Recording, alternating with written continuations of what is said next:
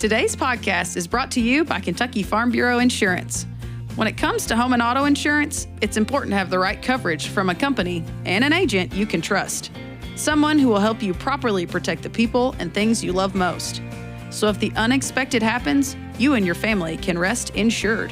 To request a free quote, find your local KFB insurance agent at mykfbagent.com. Kentucky Farm Bureau, big on commitment. All right, this is not Matt Hilton. How's Tim Thornberry? How's it going out there, Renee? Good to be here. Thanks for having me in place of the now infamous Matt Hilton. Yeah, so for all of our listeners, get ready. You got a few in a row. And it is the man, Tim Thornberry, in place of Matt Hilton because he ditched us and went to a beach. Yes, and I'm still going down the back roads. We are. We might be floating down the back. Yes. Is that this month? Is it going to be floating down the back roads? No, we had a little b-ball action this time coming up. A little sneak preview. We haven't recorded that, but if Renee wants to hang around, we can have a special guest. Look out. I'm all about some sports. As we head down the back roads. So, Matt left us because he thinks he should be with his family on spring break. Rude. And son's playing baseball. I'm sure it's sunny and pretty down there. And then he left us, and it just decided to torrential downpour for almost the entire week. It has rained so much. And I thought I was going to get the canoe out to get to my car today, but luckily I only had to get the waders out. So, yeah, it's weird.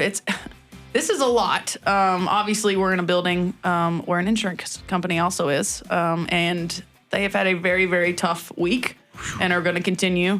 I think our rain gauge last night in Springfield, so Thursday day's rain, Wednesday and Thursday, we were at 4.5 inches. So that is only climbing. So it's going to be pretty tough out there. A little bit of wading. I might have to put the waders on to feed the calves today, Tim. I don't know. You know, at my house, last night, I don't think it ever stopped raining. No. And I don't remember the last time that it just kept raining. And I mean, not a sprinkle, not a springtime shower. This was rain. Yeah. And it just kept coming and kept coming. And then we'd have a little bit of a storm, and then it would keep raining some more. So, I considered once taking the swimming pool cover off and filling my pool up. Look out. That would have been a little less expensive than turning on the spigot. El Natural. There you go. Yeah. There's nothing like a little natural rainfall. But this is a little much.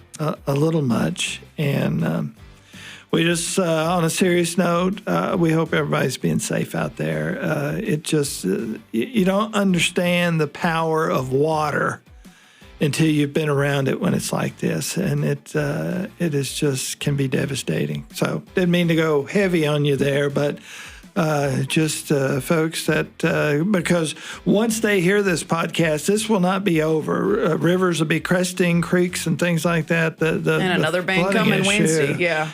Is still going to be out there. So we just can't emphasize enough to you to be careful about that.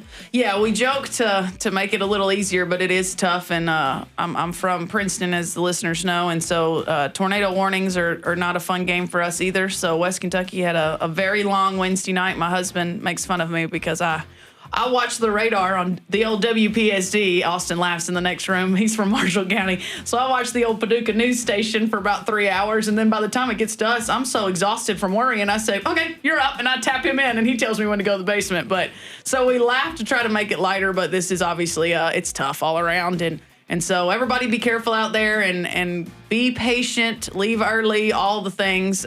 You will be shocked at how many roads are flooded or bridges here and there. Mudslides, I think, was on the news this morning, so this one's going to be a wild one. But that's all things ag and rural Kentucky. We will persevere. And, the odd thing about it is we'll be sitting here in June or July, and it'll probably be hot and not have rained since now.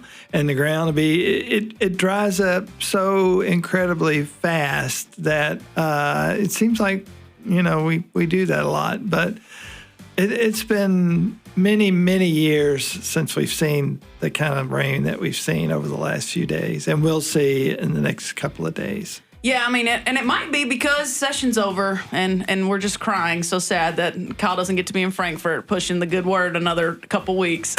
I used to live I used to live downtown in Frankfurt, and years ago, and I forget what year it was, the river got up into before they had a flood wall there on Capitol Avenue. Ooh. And you can go back and look at some old historic photos, but that was a mess. I bet. So anybody that's familiar with the Capitol and the Capitol Avenue that runs up, it's sort of picturesque as you go up until they get the dome fixed. Right now, it's not very pretty, but there was water so far up Capitol Avenue back then. Again, I forget what year it was, but it was pretty devastating at the time. Yeah, although the Capitol is not his prettiest, we did have a good session this year, and I'm excited for our guest today. He is our second reoccurring guest. First one with Tim, though, so I mean that has to mean something. Yes. This is a monumental day, I think. Someone needs to take me out to lunch. No, one of my favorite parts about Kyle being on here, and I promise we pick on him all the time, so us being nice to him is a good relief for him. But Kyle just has a way of talking about this stuff, Tim. You say it all the time. He just brings it down to non-legal, non-law sounding language. I mean, there's every now and then I'll get sent bill language, and I just got to text him or call him and be like, Kyle, what do I need to be concerned with? What are people going to ask me? What's going to get put on Facebook? You know, what's the wording I need to be concerned with? Where's the change? And he has just a really quick, good way to just get right down to the meat on the bones and what's going on. You know, Kyle keeps me out of a lot of trouble because I always turn to him to make sure I've said something right or what we're talking about, explaining things when we put it in our magazine. When it comes to policy, I generally, of course, always turn to leadership, but one of the first people I go to is Kyle. Mm-hmm. Or somebody on the policy team and say, look at this, make sure I didn't say anything that I shouldn't say or that I got it right, or if there's something in there I need to take out, let me know. And so that whole team's always been incredibly good to me to keep me out of hot water. Yeah, and the responsiveness, I think, I mean, we talk about at the end of this podcast of why our small but mighty team does so good up there, and it's because of our membership. But I think it's responsiveness too.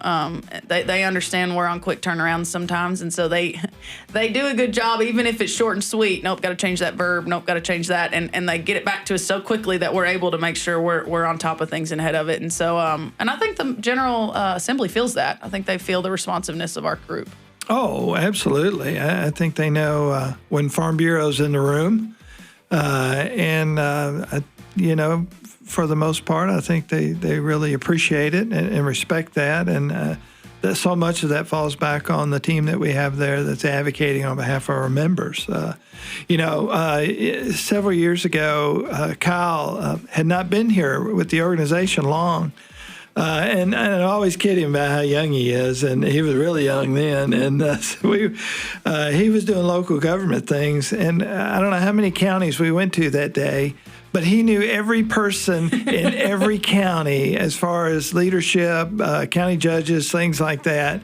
And I was just amazed. I thought, here's this young dude, and I would call him a kid, and he can walk into any judge's office in any county, and he knows them, and he knows the issues, and they know him. And I thought, this is amazing. That's why I started saying, Kyle Kelly must be the smartest person I know.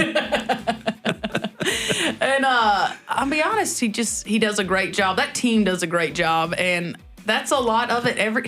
There are very few jobs in this world that are not relationship based, but I tell you what, politics and lobbying is definitely one of them. So we're blessed to have somebody that's got the right kind of relationships with these people. So absolutely. Well, we will not hold you back any further, listeners. Without further ado, I'm Renee Carrico, and I'm Tim Thornberry, and this is Between the Rows.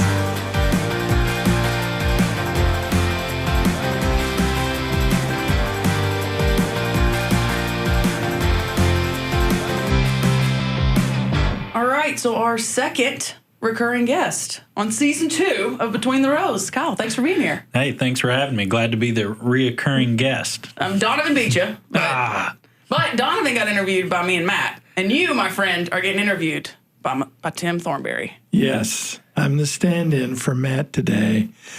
But I'm feeling that, maybe this is going to be my permanent gig, and we'll have to find something else for Matt Hilton to do. Yeah, I can see that. I can feel it. I can feel Just it. getting out there, Matt. Just getting with you, brother. He's just not going to post these episodes. He's in charge of posting. He's like, not these. Yes. I'll be waiting. anxiously to hear this, and they'll never show up. And I'll go, well, what happened? And he'll say, oh, there was a technical glitch. You wouldn't understand. Because you're a print person. Oh, man. But you did bring much less of a crowd. The other one we recorded today is 2 little boys, and one whole family came. And so he got an audience for an audio only. Well, yeah. Well, my only audience is Austin behind the scenes. We could go bring some people in if you want. Well, they'll just have to wait and hear it live like all the others. We could set them in chairs, and they could sit back there and applaud, and you could hear just a faint applause in the background. Yeah. Like a golf applause. Yeah, Yes. There you go. All right. So, Kyle, for any of our new listeners out there, tell us a little about yourself, where you're from and what you do. Yeah, so Director of Public Affairs for Kentucky Farm Bureau from Owen County. Grew up there, still live there on the family farm. I raised beef cattle and forage, but I also have some rented ground for tobacco, so I love that. I like still seeing that old school heritage and history there, but went to University of Kentucky, College of Agriculture major. So been in the kind of political world for over 10 years now, so it's time flies. Do you have any chickens or rabbits at your farm? No chicken or rabbits. Gracie would like to get some. No, we know a couple of guys now. Wild rabbits for sure, but no domesticated rabbits or chickens at S&K Farms. Well, you just let us know. We can hook you up. Yeah, we laugh. Gracie would have the whole gamut there, but you have a few more predators than maybe she was aware of. Yeah, that we do. Yeah, coyotes and black buzzards, they seem to have made the entire state of Kentucky home, but in Owen County, they seem to be getting worse each year. But yeah, I don't know how long the chickens and rabbits would survive with those predators around. You got a big house. Oh, yeah, I hear you, Tim. I hear you, Tim. Do you have a basement? I hear you, Tim. I got to tell you a funny story. Years and years and years ago, a buddy of mine, he just, farming was just in his blood, and he wanted to have his own farm, so he bought chickens, and he had no place to put them, so he put them in the basement. Yeah, well, I'm not sure that the health department liked that. Yeah, we do not have a basement, but I am considering some chickens. So I do like good fresh eggs. But if we don't get the chickens, I do know based on your former interview this morning where to get some eggs. So. You just come to church on Sunday morning. There you go. We'll fix you up. Yeah. All right. Well, Kyle, we like we joke about, there is a plan to this podcast. We don't sound like it sometimes, but I promise we're planning. We are just finishing up session. And so for those that don't understand, that don't eat, sleep, and breathe it like you guys do, this was a short session, right? So explain kind of how that works and maybe the differences between the two types of session for those that don't understand. So this session, the year 2025, it's an odd year. So in odd years, we have short 30-day legislative sessions. So they're not actually 30 days. They run from the first Tuesday in January. Constitutionally, they have to be out by the end of March 31st. This year, they gavelled out Friday, March 28th, but it was a 30-day legislative session. So they are in for 30 legislative days where they can take action on pieces of legislation. That did not exist prior to the year of 2000. So, and I kind of found out recently, actually, that one of the triggers to go into annual sessions was actually around the Tobacco Master Settlement Agreement. That lawsuit began, kind of ended, whatever, kind of came to a head around 1998, and the General Assembly had already gavelled out, and the state of Kentucky was informed they'd be receiving hundreds of millions of dollars through the Master Settlement Agreement. But they were already out of session for 98. They did not go back into session in 1999. So you had 138 legislators and, close to 4 million back then citizens that were looking around like, we're going to get an influx of hundreds of millions of dollars from a federal government lawsuit where tobacco manufacturers had to send money back to the states. We can do more research on that at a different date. That's a whole different issue, isn't it, Tim? But It is. But long story short, it was they didn't go back in into the year 2000 to figure out. So they did put together, the governor at the time did put together a commission to decide kind of what's the plan for 2000. Long story short, they also realized, what if this happens again? We should probably have a mechanism to be in annually. And there were a lot of other factors, but that was just one of them I found interesting. Recently, I was told that was a little bit of the history around the constitutional amendment that went in 2000 that was supported by the majority of voters to come into annual sessions. So odd years now are the 30-day short sessions where they do not do a budget, and the even years are the 60-day long sessions where they have to do a budget, and that's constitutional as well, that they have to have a balanced budget, and they have to be out by April the 15th in the long years. So that's a little bit of history. Renee, I don't know if that's exactly what you're looking for. That was interesting. A little bit of interesting history there around why we have short sessions. Back in the day, and since I'm the oldest one in the room, I remember this. When we had every other year, we did have, if memory serves me correctly, a lot of special sessions in which the governor would have to call everybody back to Frankfort for, usually it's one particular issue. They don't seem to do that as much anymore. I think this sort of rectified that. Yeah, it did. We still have had a few special sessions, but they are not as they're not as regular as they were prior to the annual sessions. And the important thing, the big difference between annual sessions and a special session is it's coming. So June through December, we have the interim session. So in interim, June through December, they can hear bills, they can hear the ideas of bills, they just cannot vote and take any action on bills. But they know, we're going to gavel back in on the first Tuesday after the first Monday of the year. Let's prepare for items year-round, whereas a special session, an issue might come up and they might have to gavel in at the call of the governor and not necessarily be able to prepare for months in advance. Not saying they didn't do their preparation. I'm sure they always did. But having the annual sessions does give kind of a game plan and a roadmap to get these issues prepared going into that next annual session. Absolutely. Kyle, any highlights that came out of this session that we should know about, or that we advocated for, or that we didn't? I know there's sometimes it's just as important what you don't do as it is what you do. So what were the big ticket items this year? There were a couple big ticket items in general for the entire state. I'll touch on those, but real quickly though, you mentioned things that don't happen are as important as things that do. There were over 1,000 bills and resolutions filed this year in a 30-day session, and bills have to be filed by mid-February. So really, you have 1,000 bills filed in the first kind of 3 or 4 weeks. And about, I don't know the exact number, but probably around 200 bills actually pass. So that means there's a lot more bills that don't than do. In terms of what did pass, it was important. House Bill 1, that lowers the individual income tax. I think that's important to all citizens of Kentucky that are paying attention to that. So starting into 2026, the tax rate, individual tax rate for Kentucky income tax will drop another half point.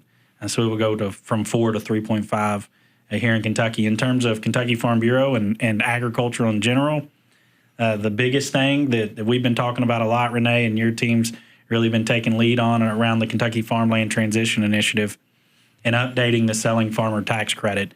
That was our number one priority going into this session.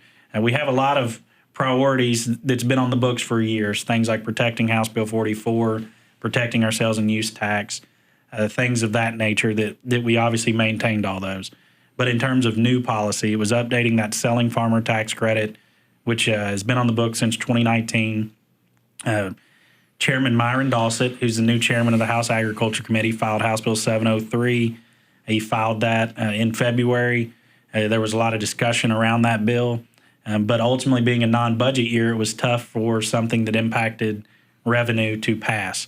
But ultimately, there was House Bill 775, which was the revenue bill. So that addressed several things around tax policy in the Commonwealth. And as part of that, we worked very closely with leadership in the House, leadership in the Senate, Chairman Petrie in the House, Chairman McDaniel in the Senate, as well as both Ag chairmen, and then ultimately Senator Givens really helped to push this policy through House Bill 775. Majority Leader Stephen Rudy helped carry that on the floor when it went back to the House.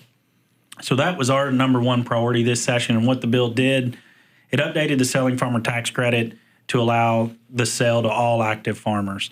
So the policy that's currently on the books until this law goes into effect was if you sold your land to a beginning farmer, you'd be eligible for a tax credit up to $25,000 a year if that beginning farmer committed to keeping it in production ag for 5 years. What this updated bill does is allows if you sell your farm to any active farmer that doesn't meet the definition of beginning farmer, you get that $25,000 tax credit if they keep it in production ag for 10 years now. And if you sell to a beginning farmer, which is anyone with less than 20 years of ownership experience, then you'd be eligible for a $50,000 per year tax credit if that beginning farmer keeps that land in production ag for 10 years. So the goal there is to keep that land in production agriculture, and the incentive is that you will owe less taxes at the state level if you sell to someone that's committed to keeping that land in production agriculture. So that was the big one.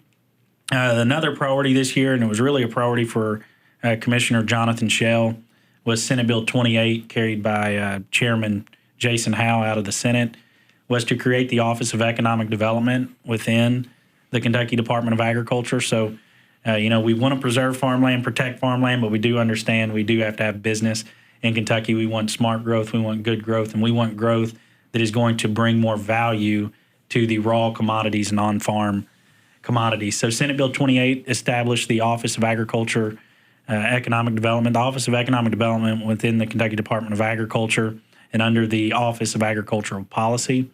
And so that office will prioritize agricultural-based businesses to help incentivize them through grants, low-interest loans, forgivable loans, and different things to incentivize agricultural-based businesses to locate in Kentucky, which will ultimately lead to more profitability on the farm through higher prices and lower transportation costs is the goal. So I think anytime we can bring more business purchasing our raw commodities into the state, that's a win for Kentucky farmers. Yeah, for sure. Jumping back to the, I know everybody's shocked. I'm going to jump back to the farmland transition. This is my second full-time job I laugh about sometimes. But the Kentucky Selling Farmer Tax Credit's one that I think we spent a year trying to figure out, was there something wrong with how we set it up? Not wrong. Is there a better way we could have set it up? Or did not enough people just know about it? And I think that is it's been a cool process. I've been here 4 years now, and so solar was the first one I kind of saw come to fruition, where solar was in the book once, and then we had all these questions, so we spent a year asking, okay, if you want us to do something, tell us what you want.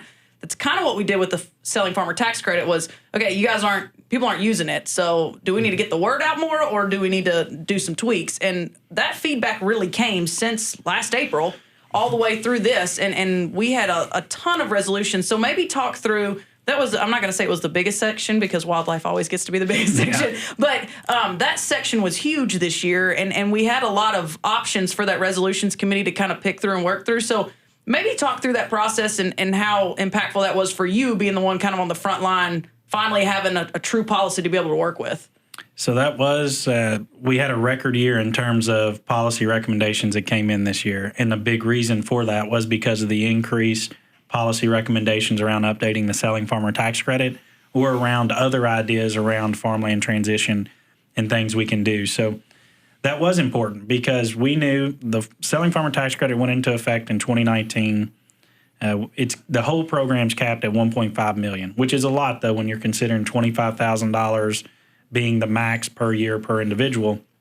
It can impact a lot of farmers, but we weren't hitting that $1.5 million cap. We weren't utilizing it. So we did ask that question, Renee, like, well, do we need to just promote it more, market it more? Or does it need to have some tweaks? And ultimately, our members came back overwhelmingly with it needs some tweaks. We heard that the former definition for beginning farmer is anyone with less than 10 years of ownership experience. It didn't have an age. It had that 10 years of ownership. So you could turn 28 years old, Tim, and if you started farming at 18, you're aged out of that program. So what we were hearing was there's not enough time to establish yourself to even be able to buy farms to utilize this program. We also heard there were some issues around clarification of what if the buyer didn't hold up their end of the deal. So some CPAs, some attorneys were advising some of the selling farmers like, well, If they don't hold up their end of the deal, there's nothing in the 2019 language. Do you owe that tax credit back to the state? So we wanted to clarify that, which we did in this bill. So the buyer signs an agreement they're going to keep this land in production agriculture for 10 years. If they do not, they will owe that tax credit back. And that's only fair. We were hearing that sellers weren't willing to do it out of fear they were going to owe this tax back 4 or 5 years down the road.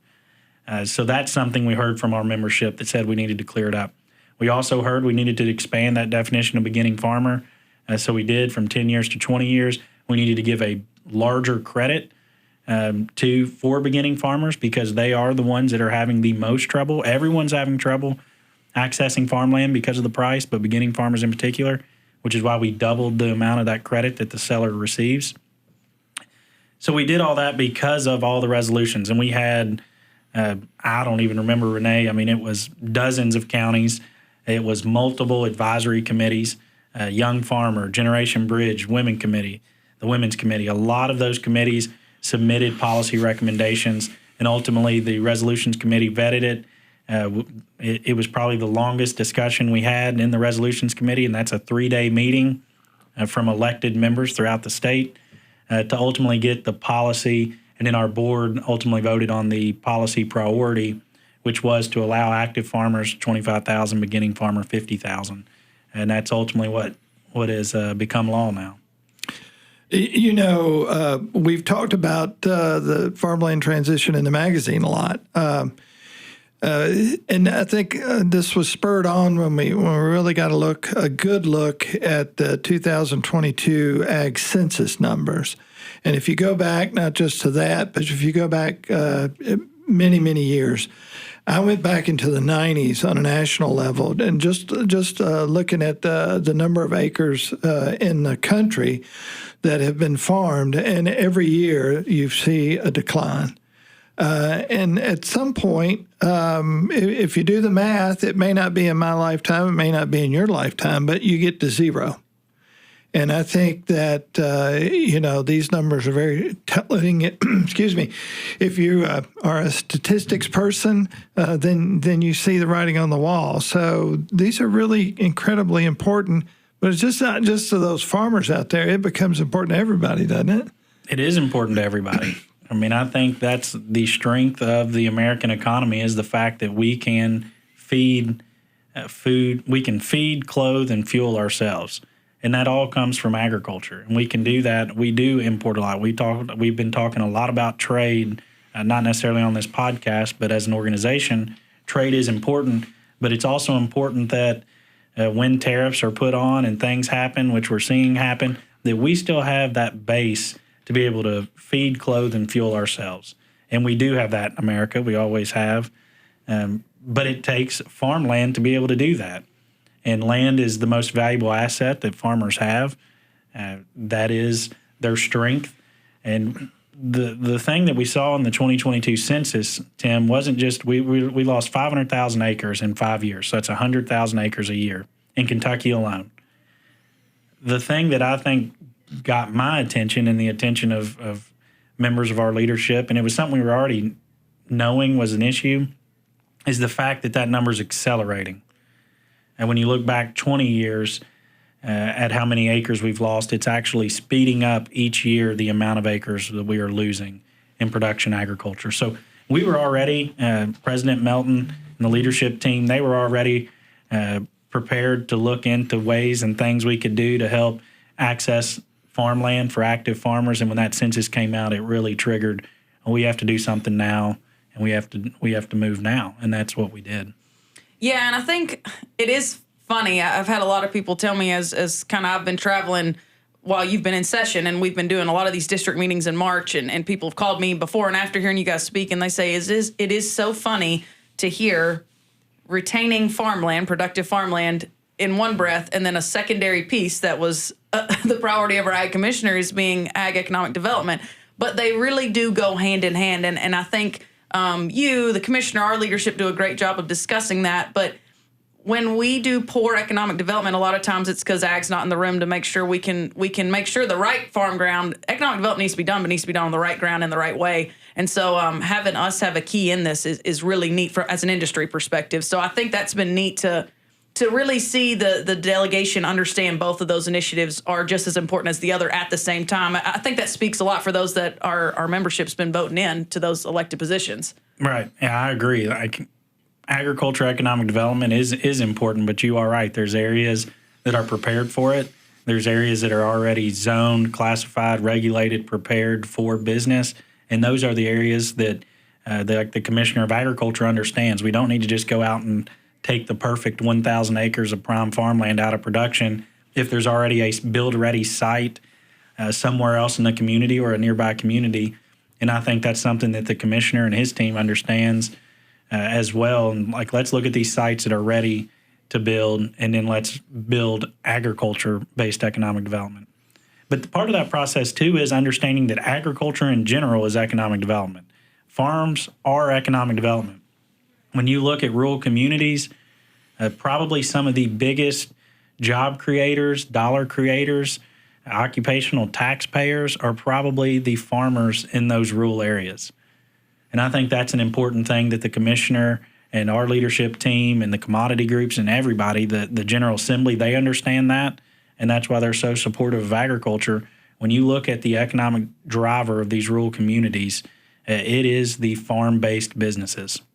Yeah, someone said at one time, direct versus indirect impact. A lot of times we think how many jobs, how many individuals are benefiting right there immediately from that business. But a lot of times in agriculture, it's going to be indirect. It's how many counties worth of farmers can actually bring grain to sell at that elevator. That's impact, but it's in an indirect fashion. So having a group that understands those impacts to farmers, maybe not in that contiguous, you know, 2 or 3 miles, but is truly counties apart. I think that's really important. That is, and that's a big deal for why this Office for Economic Development within Department of Agriculture is important, because the Kentucky Office of Economic Development has done a fantastic job. We're having record years of economic development. They're doing a great job statutorily. When you go look at the KRS 154 statutes, and there's 20-something subsections in there that govern the programs they operate. Many of them are based around direct job creation. So they're looking at how many jobs is it going to create? Is it going to create 1,000 jobs? What are they going to pay? Are they going to pay a large salary? What's going to be the benefits that come with it? And that statutorily is what governs them.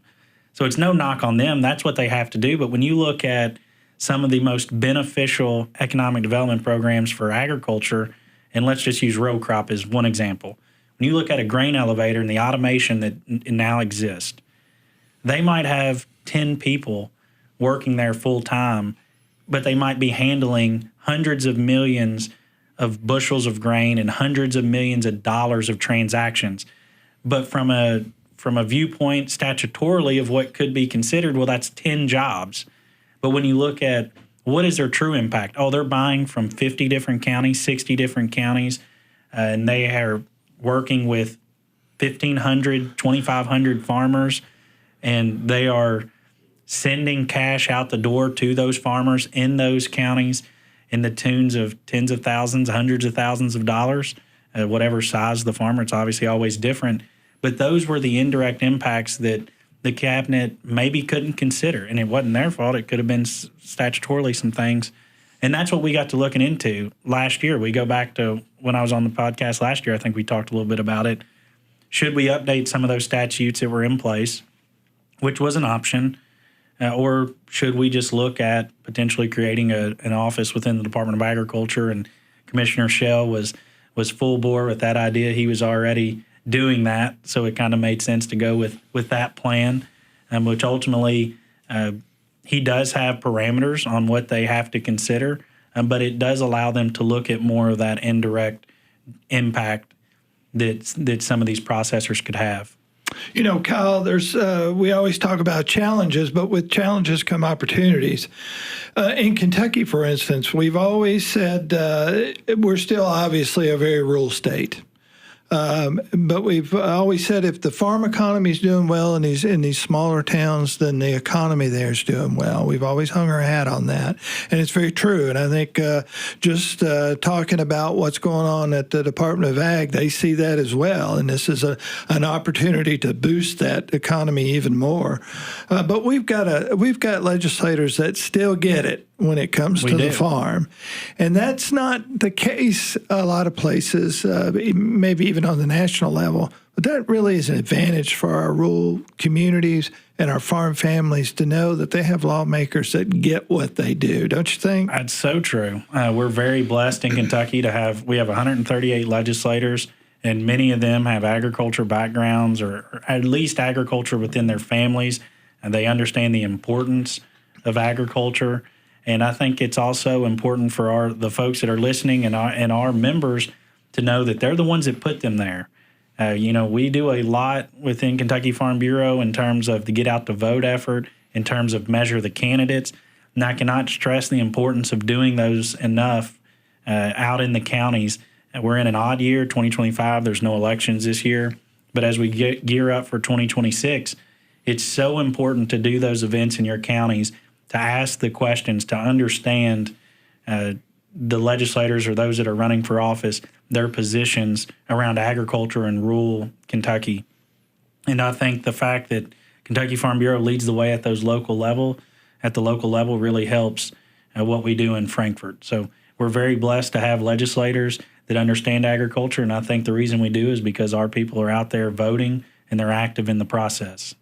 Absolutely. I do say this, I think, every year, and I'm sure some people get frustrated because I elected them and it's their job, but people do better when you tell them thank you just as much as when you call them to complain. And so I always kind of make a lap this time of year, and when I'm talking to groups, I kind of remind them, these people, your elected officials are posting summaries of what they did, and they're getting out there. Our report will come out soon that'll say how our priorities did and things that affected agriculture. If you have that relationship, one, try to have that relationship, but two, if you do, and something went the way you wanted, the way that your priorities lined up, I think this is an incredibly important time to give them a thank you and that you appreciate them listening to their constituents. I understand it's their job and that's important, but if they don't hear your thank you, then maybe they don't want to hear it again next year when the complaints come in. I just think that if you're gonna complain, you need to also give the positives of when they work with you. And this one was a really tough session at moments to get some of the really important things done. And a lot of these guys said, I've gotten calls about this, what my constituents want. We're going to make this happen no matter how many days we got left. And they really pushed some long hours. So this is my normal every year annual appeal to please, if you elected them, you have a relationship, give them the thank you they deserve if they worked hard on your issue. I think that's very important. Yeah, and that's the other thing we promote a lot are the county or district, county, whatever, however they want to do them, legislative appreciation events. And a lot of Kentucky Farm Bureaus throughout the state do those, and I think those are some of the most important things that we do because it is a chance to just bring the legislators in at the local, whether it's a county judge or a PVA or a state elected official, a General Assembly elected official, or even a Congress. Bring them in just to break bread with them, say thank you for what you did, and just appreciate the fact that they're willing to do it because it's not an easy job. I say it all the time. I think social media has made it a much more difficult job because everything's in real time and active, and they're constantly hearing and feeling pressures from all over the world can be bashing them on social media, and it's not a glamorous job. But we need good people up there. We need passionate people up there that are up there for the right reasons. And when they hear a thank you, Renee, like you're saying, when they hear the positives of some of their legislative decisions have on everyday lives of their constituents, it keeps motivating good people to keep running for office. And that's important. Absolutely. You know, you know so much. Somebody asked me once, we were talking about policy and things like that, and I said, you need to ask Kyle Kelly because he's the smartest person I know. But well, thank you, Tim. I'm not sure about that.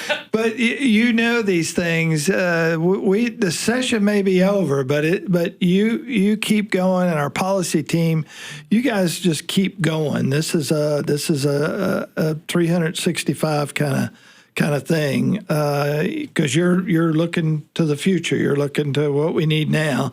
Yeah. So you never quit, do you? No, you never get a break. No, I've already been putting in some legislative requests this week to begin discussions prior to June when the interim kicks off. And right now it's out there. All 120 counties have until May 1st to submit policy ideas. So these aren't the resolutions. These are where they submit just ideas of issues that they want to hear about come July. So we're in the process of getting feedback from the counties, and starting May 1 to sometime in early June, we'll be writing those backgrounders.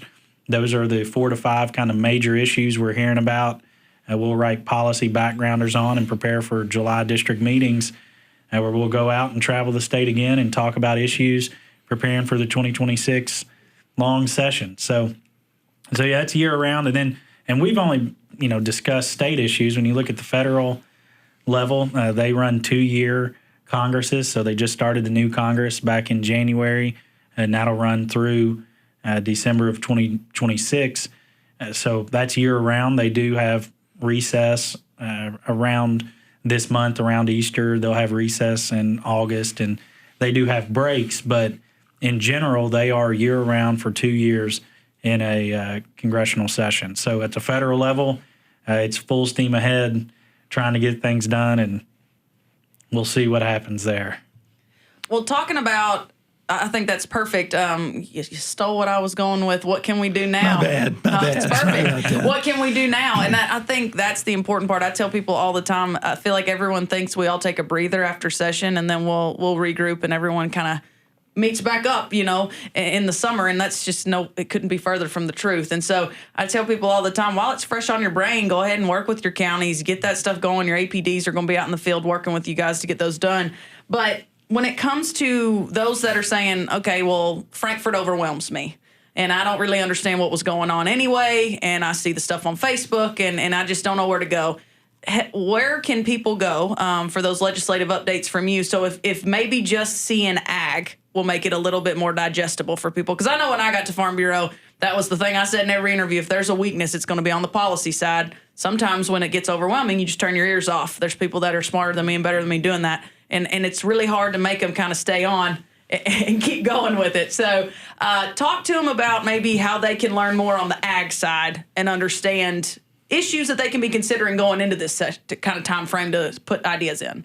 So to see what kind of we tracked throughout the session, you can reach out directly to me or to anybody on the Farm Bureau team. They're going to get your email information to me.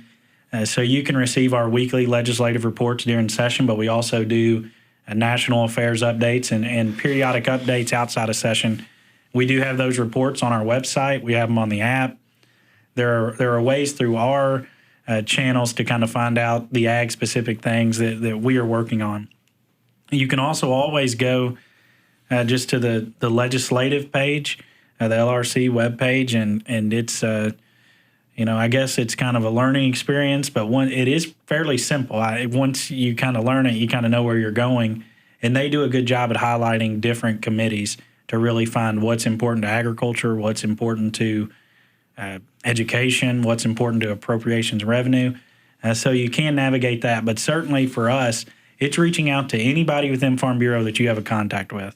If it's your CSR or your agent on the insurance side, if you tell them what you are looking for is to get legislative reports and you give them your email, they know to send it to the state office, and ultimately it will find its way to me, to Matt Ingram and his team that keeps a lot of the membership information. But we will make sure to get your email input into our system. And Renee, you're the same way with the commodity reports. Just find anybody. You don't have to necessarily know me or you or Tim or Matt Hilton, If you get it to whoever your Farm Bureau person is that you know, they will find a way to get it to us and ultimately get you in the system to receive those reports. Perfect. And I'll just say, because I think some of us started laughing while I was asking the last question, the most powerful thing in Farm Bureau sometimes is just the constant communication. And I think Kyle said that from an internal perspective on the Farm Bureau side, but his phone was dinging just a second ago and it was Jonathan Schell. So I think those are the funny moments where you're just like, it's constant communication. Ag is a small world. We're friends. We're going to talk. We're going to catch up, and we're going to start planning for the next one. And I think that's really important. I think that's a big piece. Yeah, I was going to answer it and ping him in to see what he had to say. But I wasn't sure how the audio would translate from the phone. Austin's leaning over like, easy. Yeah, easy now. But that is the best thing that we have in Kentucky and in agriculture. Like our commodity organizations, and Renee, you lead our commodity group, and you work with all of the commodity groups throughout the state, and we're very blessed, fortunate, whatever word you want to use.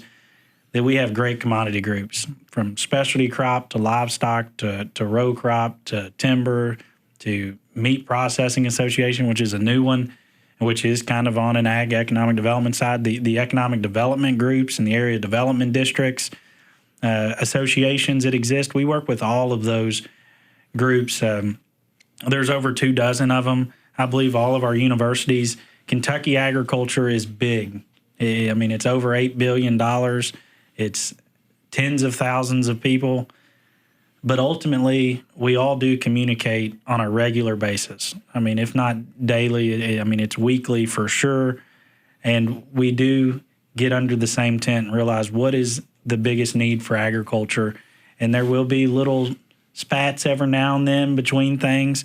But for the most part, in Kentucky, we are very fortunate that when there are big issues impacting agriculture, like the loss of farmland, like tax policy, like the Agriculture Economic Development Initiative, everybody comes together to ultimately get done what is most important to agriculture as a whole. And not every state has that. And I'm just, I'm happy that we do.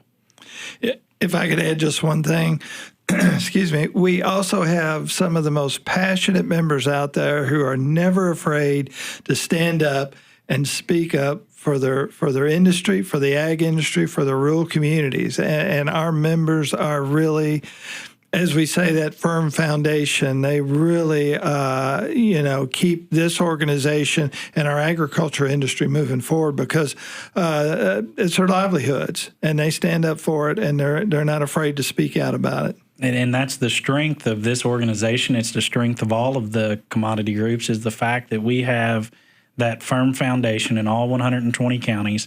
I say often, it's not a joke. I mean, it's the truth. I have the best job in Frankfort. I mean, I'm there to educate and work with the legislators, ask for a vote, here, yes or no, whatever the issue is. But ultimately, they know that when they go back home for the interim or when they go back home for the weekend, they have got members in all 120 counties that are affiliated with Kentucky Farm Bureau. And they know that ultimately it's those constituents that put them there. And those constituents are very active in the process. And that is important.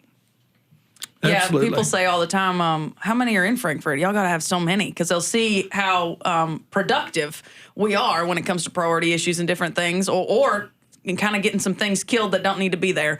And they're like, wow, y'all must have a huge team up there. And I don't mean to belittle the efforts you do, Kyle, because we do have a fantastic team up there. But Kyle says it every time he gives an update, and I think that's the most important one. Kyle gets to be the voice that says what over 400,000 members said, and that's why his voice is heard so much. And I think people forget that. They're just like, what a team you must have. We do. We have a team across this whole state of membership. And so when you walk in, people know you're speaking for more than just Kyle Kelly. Exactly. Oh, yeah. It's the grassroots membership. I mean, when Farm Bureau was established in 1919, they did it right, prioritizing the grassroots membership and the impact that they have over the process. I mean, we got it. The people who established the organization, they got it right. There you go. Well, we have kept you plenty long enough. I'm sure there's 100 places we'd love to be in this pouring rain that we're going through today. So all of us are going to get bogged behind a computer and do all the reports we should have been doing the last 2-3 months while we've been running. So, Kyle, thank you so much. Thank you for what you do. And thank you for putting it in the lingo and the words that our membership really understands and can get behind. I think that's how you present it is a lot of what helps our guys understand and get behind it. And I think that's very important. Yeah, well, thank you, Renee. And thank you, Tim. Very adequate fill-in for Matt Hilton. Oh, you're on very this kind. edition. You're very kind. Always good to talk to you and be here with Renee. I appreciate it so much. And as they say at my church, amen. All right. Well, on that, thank you, listeners. Be sure to subscribe to our larger podcast, Kentucky Farm Life, and we'll see you next time on Between the Rows.